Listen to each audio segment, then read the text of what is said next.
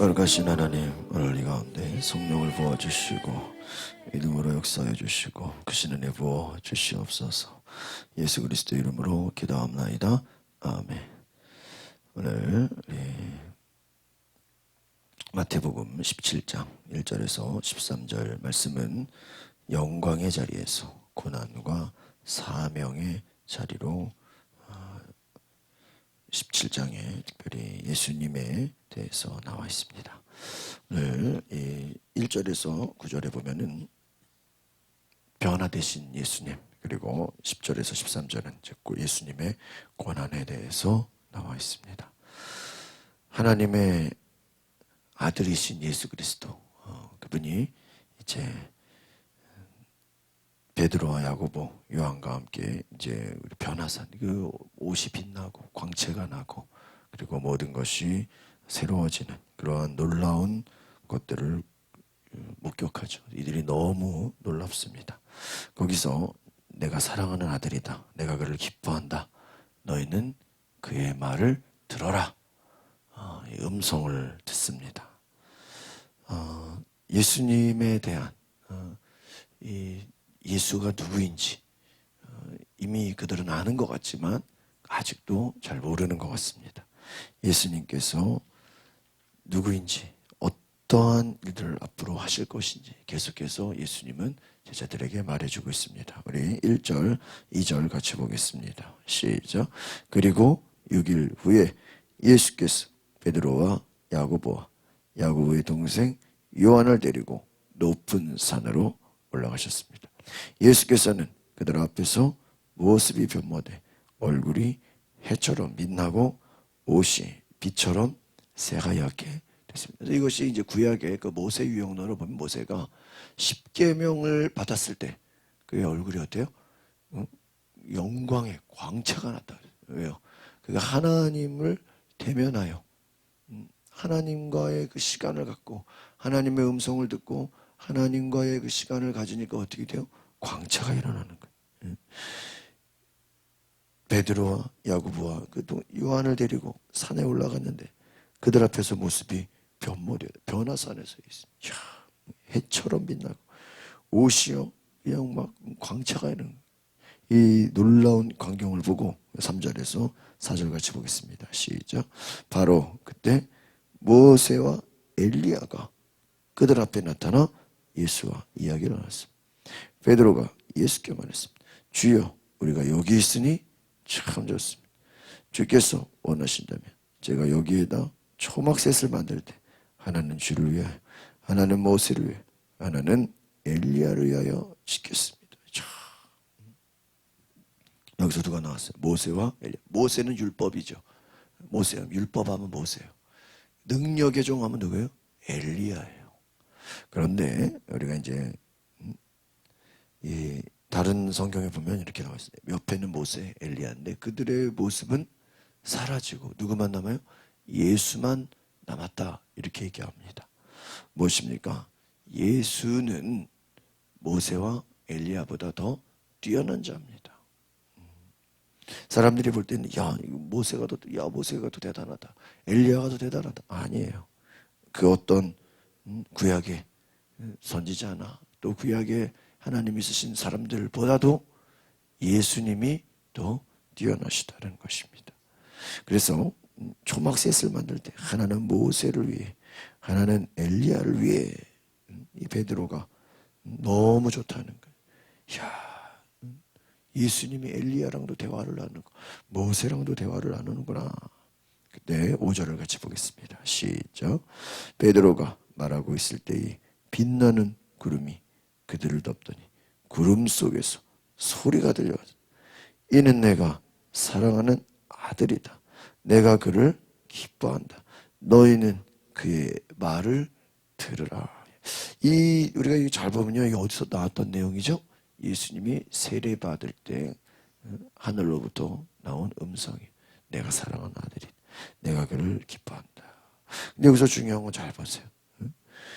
이 모세도 나왔고 엘리야도 나왔는데 딱 내가 사랑하는 아들이다, 내가 그를 기뻐한다, 너희는 그의 말을 들으라. 이거 누구를 향해서 말씀하시는 거예요? 예수님을 향해서. 모세나 엘리야에 대해서는 그런 음성이 없어요. 여기서 지금 얘기하는 게 뭐죠? 너희들은 모세 말 듣고 너희들은 엘리야 말 들을 게 아니라 너희들이 장차 들어야 될 대상은 누구라는 거예요?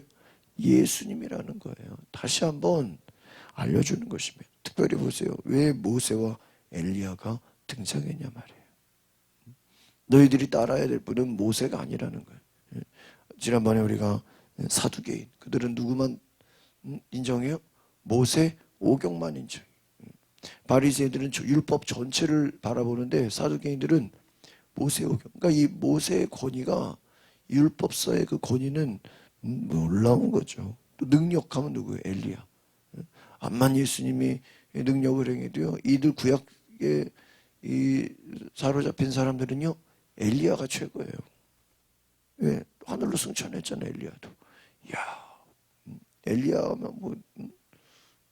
그런데 예수님 뭐라고? 이는 내 사랑하는 아들, 내가 그를 기뻐. 너희는 그의 말을 들어. 너희는 모세 말 들을 것이 아니라, 너희는 엘리야 말을 들을 것이 아니라, 옛날에 선지자를 생각할 것이 아니라 누구예요? 예수님을 따라가고 예수의 말을 듣고 예수의 음성을 들어야 된다. 이것을 제자들에게 보여주는 것입니다. 6절 7절 보겠습니다. 시작. 그 소리를 듣고 제자들은 너무 두려운 나머지 얼굴을 땅에 대고 어떻게 해요? 엎드렸다. 그때 예수께서 다가와 그들을 어루만지며 말씀하셨습니다. 일어나라, 두려워하라. 여러분, 항상 그 기적에 대해서 하늘의 음성이 들리고 그 놀라운 광경 가운데 제자들은 어떻게 했다고요? 두려워했어요. 막 겁이 났어요. 무서워했어요. 여러분, 우리가 여기서 깨달을 수 있는 게 뭐예요? 항상 어떤 새로운 역사 가운데 이 사람들이, 제자들이 느끼는 것은 무엇입니까? 두려움이라는 것이. 그런데 생각해 보세요. 뭐 두려워할 일이 아닌 거잖아요. 예수님을 믿고 예수님을 따르고 그의 음성을 들으라는데 제자들은 두려워하고 있었다. 8절 9절입니다. 시작. 그들이 눈을 들어 보니 예수 외에는 아무도 보이지 않았습니다. 산을 내려오면서 예수께서 그들에게 당부하셨습니다. 인자가 죽은 사람들 가운데서 다시 살아날 때까지 너희가 본 것을 아무에게도 말하지 말라. 야, 나중에 보니까 누구만 남아요? 예수님. 모세도 없어지고 엘리야도 사라져 버렸어요. 예수님만 남았어요. 그리고 예수님 말씀합니다. 내가 부활할 때까지, 죽었다가 앞으로 또 뭐예요? 부활을. 이미 앞에서도 말씀하셨죠. 내가 고난을 당하고 죽은 이후에 3일 뒤에 부활할 것이다. 부활할 것이다. 너희는 아무에게도 이것을 말하지 마라. 10절 보겠습니다. 시작. 그러자 제자들이 예수께 물었습니다. 그런데 왜 율법학자들은 엘리야가 먼저 와야 한다고 말하는 것입니까? 11절. 예수께서 대답하셨습니다. 분명히 엘리야가 와서 모든 것을 회복시킬 것이다. 그러나 내가 너희에게 말한다.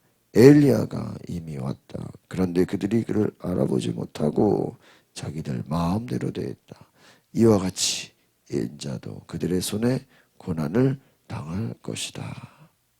엘리야를 본 제자들이요, 그 예언의 의미를 보여. 예수님은 하나님이 약속하신 엘리야, 그를 세례 요한으로 말합니다.